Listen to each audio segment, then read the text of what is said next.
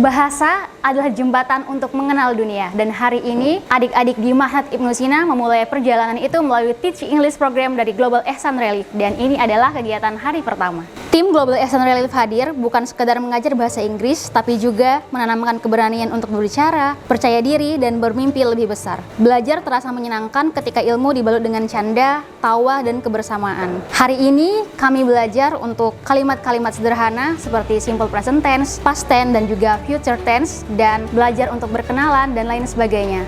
Selama di kelas tadi, saya merasa senang, mendapat banyak ilmu baru dari kakak-kakak. Rasanya tuh enak, seru, senang gitu, walaupun agak capek dikit. Hal yang nggak bisa kita ketahui, bisa kita ketahui. Dari hal yang kita nggak bisa, jadi bisa.